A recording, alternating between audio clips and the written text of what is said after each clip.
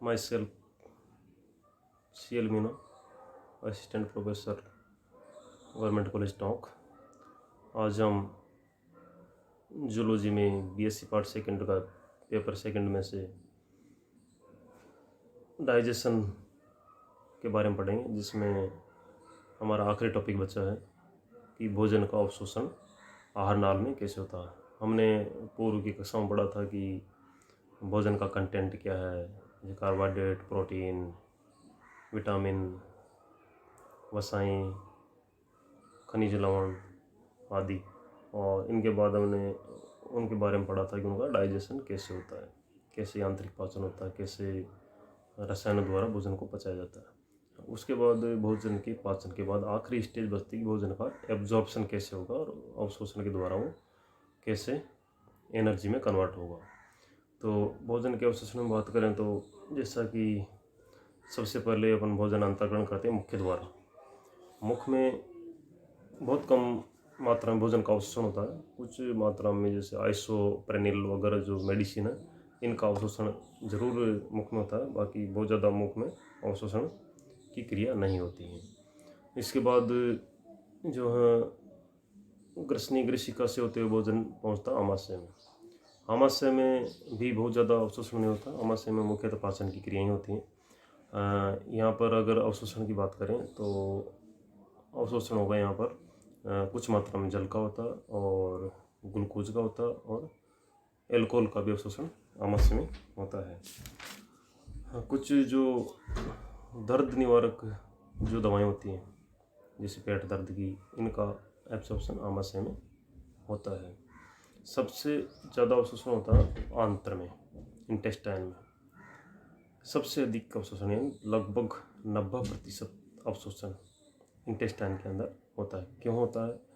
आप जानते हैं कि जो छोटी आंत्र होती है, छोटे आंत्र की बात कर रहा हूँ, सबसे अधिक अवशोषण छोटी आंत्र में होता है, जिसके ड्यूडेनम, जेजुनम और इलियम 3 पार्ट होते हैं। सबसे पुराना ड्यूडेनम, फिर जेजुनम और फिर इलियम। तो आंत्र में या छोटी आंत्र में सबसे अधिक अवशोषण इसलिए होता है कि उसकी जो सतह है उसमें विलाय पाए जाते हैं। विलाय यानी अंगुलीनुमा प्रवर्ध जो सतह उसमें उभरे हुए रहते हैं।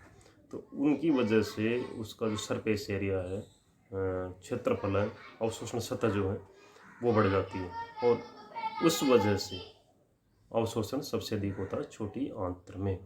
अब एक और बात देखिए, विलाय पाई जाती है अंगुलियों में प्रवर्ध, उसके ऊपर माइक्रो विलाय और पाई जाती है, यानी प्रवर्ध के ऊपर भी छोटे छोटे प्रवर्ध पाए जाते हैं। जैसे प्रवर्ध हो गए, जैसे अपनी अंगुली की तरह, इस तरह से ये प्रवर्ध हो गए। इन प्रवर्धों पर, ये मान लीजिए अंगुली प्रवर्ध है, इसके ऊपर भी छोटे छोटे छोटे छोटे अंकुरक या माइक्रो विलाय पाए जाएंगे, जैसे रोएदार तौलिया होता है उस पर पाए जाते हैं, इस तरह से। तो ऐसा होने से क्या होता है कि अवशोषण की सतह बहुत ज़्यादा बढ़ जाती है। इसलिए छोटी आंत्र में सबसे अधिक अवशोषण होता है। जिस चित्र में दिखाया गया है आप देख सकते हैं कि माइक्रो विलाई है और उसके ऊपर भी माइक्रो विलाई पाई जाती है। तो इसकी वजह से लगभग जो अवशोषण सतह है 600 गुना बढ़ जाती है और अवशोषण 600 गुना अधिक होता है यहाँ पर। अब विलाई में अवशोषण हुआ, विलाई पर माइक्रो विलाई है। माइक्रो विलाई जुड़ी रहती है ब्लड कैपिलरी से, रक्त केशिकाओं से। तो भोजन के जो अवशोषण योग्य पोर्शन है वो यहाँ पे अब्जॉर्ब होके ब्लड कैपिलरीज में जाता है। ब्लड कैपिलरीज से आपके फैट जो है वो तो लैक्टियल वेसल्स के द्वारा वेन्यूल में जाती है, और प्रोटीन और कार्बोहाइड्रेट जो है ब्लड कैपिलरी से डायरेक्ट वेन्यूल में चला जाता है, और यहाँ से फिर ये हिपेटिक पोर्टल वेन, यकृत निवाहिका सिरा, आप सब जानते हैं, सब अवशोषित जो पदार्थ होता है यकृत निवाहिका सिरा में जाकर खुलता है और वहाँ से लीवर में चला जाता है। फिर लीवर में ज़रूरी चेंजेस किए जाते हैं उसमें, जैसे ग्लूकोज को ग्लाइकोजन में स्टोर किया जाता है, इस तरह। तो ये जो अवशोषण की गतिविधि है अधिकतम छोटी आंत्र के अंदर होती है, ध्यान रखने वाली बात है। और सबसे बड़ा रोल इसमें माइक्रो विलाई का, और उससे 600 गुना तक इसकी सतह बढ़ जाती है, इसलिए यहाँ सबसे अधिक पाचन होता है। अब पर्टिकुलर अलग अलग फूड कंटेंट की बात करें कि किसका किस रूप में पाचन होता है, तो जाहिर सी बात है कि कोई भी जैसे कार्बोहाइड्रेट, प्रोटीन है, तो उनके सरलतम रूप जो होगा उसमें टूटने के बाद ही पाचन होगा, और ये कौन तोड़ता है? पाचक तोड़ते हैं। पाचक से टूटने के बाद सरलतम रूप, जैसे सबसे पहला एग्जाम्पल लेते हैं कार्बोहाइड्रेट का, तो कार्बोहाइड्रेट का अवशोषण होगा मोनोसेकेराइड के रूप में। मोनोसेकेराइड का एग्जाम्पल क्या है? Glucose, galactose, fructose, mannose, pentose, ये सब क्या है? मोनोसेकेराइड्स हैं। तो जब तक कार्बोहाइड्रेट के बड़े मॉलिक्यूल मोनोसेक्राइड में नहीं टूटेंगे जब तक अब्सॉर्प्शन नहीं होगा। और अपन ऊपर पढ़ चुके हैं मोनोसेक्राइड में आमाशय में पाचन हुआ है, छोटी आंत में पाचन हुआ थी, वहाँ पे मोनोसेक्राइड में टूट चुके हैं। अब इसमें ध्यान रखने वाली बात यह है कि जो फ्रक्टोज, मेनोज और पेंटोज है उनका एब्जॉर्प्शन होगा पैसिव ट्रांसपोर्ट के रूप में, निष्क्रिय परिवहन के द्वारा, यानी इसमें एनर्जी का उपयोग नहीं होगा इनके अवशोषण में। और ग्लूकोज और गैलेक्टोज जो है इनका एक्टिव ट्रांसपोर्ट होगा, इनके पाचन के लिए ऊर्जा की आवश्यकता होती है। और इन अवशोषण के लिए ग्लूकोज और गैलेक्टोज के अवशोषण के लिए ऊर्जा की आवश्यकता यानी सक्रिय परिवहन होता है। और ग्लूकोज के जो एब्जॉर्प्शन की रेट है वो होती है 120 ग्राम पर हावर। और कई बार आवश्यकता से दी जो ग्लूकोज होता है उसका अवशोषण सोडियम की उपस्थिति पर निर्भर करता है। अब अगला देखते हैं हम प्रोटीन का अवशोषण भी, जैसा कि आप जानते हैं कि जो आमाशय रस और अग्नाशय रस हैं उनके उपयोग से प्रोटीन के जो बड़े मॉलिक्यूल होते हैं प्रोटीएज और अमीनो एसिड्स में टूट जाते हैं, और अमीनो एसिड्स में टूटने के बाद ही इसका अवशोषण होगा। इसमें भी दो तरह के अमीनो एसिड पाए जाते हैं, डी अमीनो एसिड और एल अमीनो एसिड, यानी डेक्स्ट्रो रोटेटरी और लीवो रोटेटरी। आप समावेग में पढ़ते हैं, केमिस्ट्री में पढ़ते हैं। तो डेक्स्ट्रो रोटेटरी जो अमीनो एसिड होते हैं उनका एब्सॉर्प्शन होगा पैसिव तरीके से, निष्क्रिय रूप से होगा, इसमें ऊर्जा की आवश्यकता नहीं होगी। और एल लीवो रोटेटरी जो उनका एक्टिव सक्रिय परिवहन होगा, यानी इनमें ऊर्जा की आवश्यकता होती है। ये सब कहाँ हो रहा है? छोटी आंत्र में, ये ध्यान रखना है। अब बात करते हैं अपन वसाओं के अवशोषण की। वसाओं का जो अवशोषण, वसा आप जानते हैं कि एक बड़ा मॉलिक्यूल है जो फैटी एसिड और ग्लिसरॉल इनसे मिलकर बनता है। तो लेकिन पाचन के दौरान जैसे पैंक्रेटिक लाइपेज आदि के माध्यम से ये मोनोग्लिसराइड में टूट जाता है और फैटी एसिड इसमें अलग हो जाता है। तो मोनोग्लिसराइड और फैटी एसिड के रूप में वसाओं का अवशोषण होता है।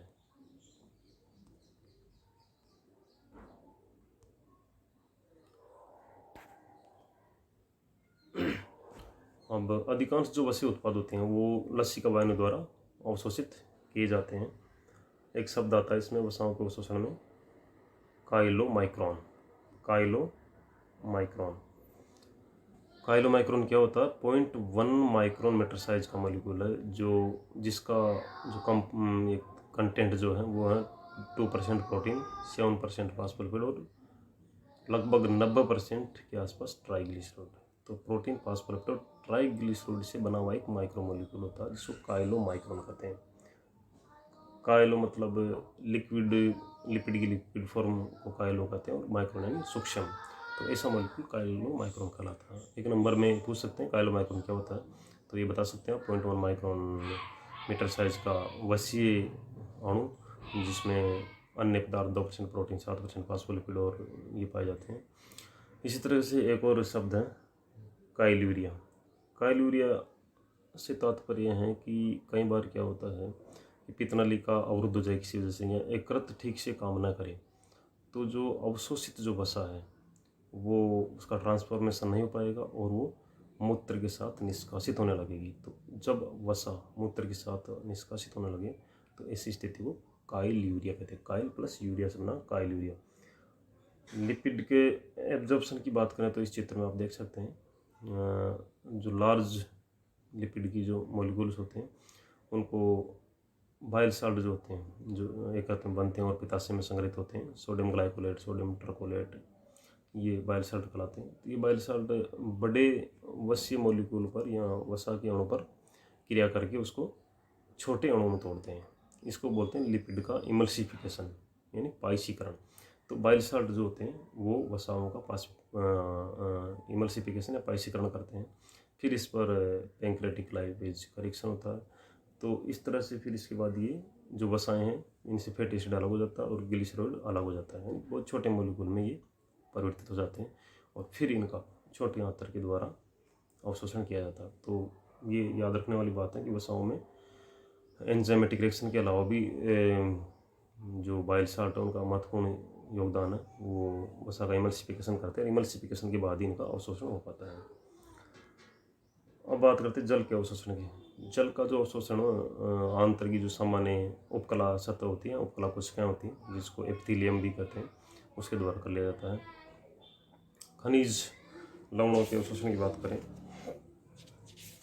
तो खनिज लवणों का अवशोषण भी आंतरिक उपकला कोशिकाओं द्वारा होता है। और इसमें मुख्य रूप से आपके खनिज लवण कौन से होते हैं शरीर में जो उपयोग होते हैं? Sodium, potassium, chloride ion, magnesium ion, sulphate ion, ये मुख्य खनिज लवण जो शरीर में उपयोगी होते हैं, जो अवशोषण जिनका किया जाता है। तो सोडियम, पोटेशियम और क्लोराइड जो हैं वो शीघ्रता से अवशोषित हो जाते हैं क्योंकि इनका जो साइज छोटा होता है। और मैग्नीशियम आयन और सल्फेट आयन का अवशोषण धीरे किया जाता है, धीरे होता है इनका। इसका कारण है कि इनका साइज बड़ा होता है। अब बात करें विटामिन के अवशोषण की, तो आप शुरू से पढ़ते आ रहे होंगे विटामिन का पाचन नहीं होता, डायरेक्ट अवशोषण होता है। क्योंकि विटामिन बहुत छोटे मॉलिक्यूल हैं, इसलिए इनको पाचन की आवश्यकता नहीं होती। इनका आकार पहले से इतना छोटा होता है कि इनका आसानी से अवशोषण किया जा सकता है। तो दो तरह के विटामिन मैंने पढ़े थे, एक तो जल विलेय और एक वसा विलेय। जल विलेय में आपका है विटामिन बी कॉम्प्लेक्स और विटामिन सी। अब विटामिन बी कॉम्प्लेक्स में विटामिन B12 को छोड़ दें, उसके अलावा जो बचे हुए विटामिन हैं पूरे विटामिन बी कॉम्प्लेक्स वाले, वो आंतरिक सतह से आसानी से अवशोषित हो जाते हैं जल में घुलकर, और विटामिन सी भी इसी तरह से एब्जॉर्ब हो जाता है। लेकिन विटामिन B12, ये याद रखना, विटामिन B12 है, इसके अवशोषण के लिए इंट्रिंसिक फैक्टर की आवश्यकता होती है और ये आमाशय में बनता है। तो ये याद रखने वाली बात है।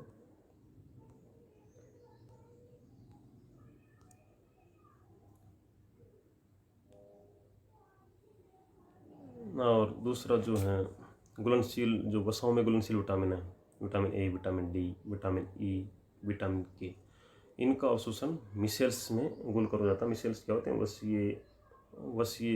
वसाओं की ड्रॉपलेट्स होती है छोटी छोटी, जो जिसके चारों तरफ जल भी रहता है। तो ऐसी जो संरचना होती है उसको मिसेल्स कहते हैं। तो मिसेल्स में घुलकर वसा विलेय विटामिन जो है वे ए, डी, ई, के का अवशोषण होता है। क्योंकि वसाओं में घुलते हैं, इसलिए वसाओं में घुलकर ही इनका अवशोषण होगा। और ये भी आंतरिक श्लेष्मिका सतह द्वारा सरल विसरण के द्वारा अवशोषित कर लिए जाते हैं। अब छोटी आंत्र में हो रही थी सब चीज़ें, जो है अवशोषण करने पड़ा, ये सब छोटी आंत्र में हो रही थी। इसके बाद आती बड़ी आंत्र, जिसको कॉलोनी बोलते हैं। तो बड़ी आंत्र में अवशोषण होता नहीं है वैसे, बस कुछ मात्रा में जल का अवशोषण हो सकता है, और कभी कुछ और मॉलिक्यूल का हो सकता है, लेकिन सामान्यतः इसमें थोड़ी बहुत मात्रा में जल का अवशोषण होता है और अवशोषण नहीं होता है। तो याद रखने वाली बात यह है कि भोजन के अवशोषण में सबसे जो महत्वपूर्ण रोल है, यानी 90% जो अवशोषण की गतिविधियाँ वो छोटी आंत्र में होती हैं, और ड्यूडेनम, जेजुनम और इलियम में ये अवशोषण की क्रियाएँ की जाती है। और सबसे ज़्यादा अवशोषण होता है इलियम में। इलियम जो पोर्शन होता है छोटी आंत्र का, उसमें सबसे अधिक एब्सॉर्प्शन होता है। तो किस तरह से एब्सॉर्प्शन होता है, वसा कैसे होता है, विटामिन कैसे होता है, ये सब याद रखनी चीज़ें। धन्यवाद। आज इतना ही। अगले जो वीडियो डालूंगा उसमें ब्लड सर्कुलेशन के बारे में पढ़ेंगे। Okay, thank you.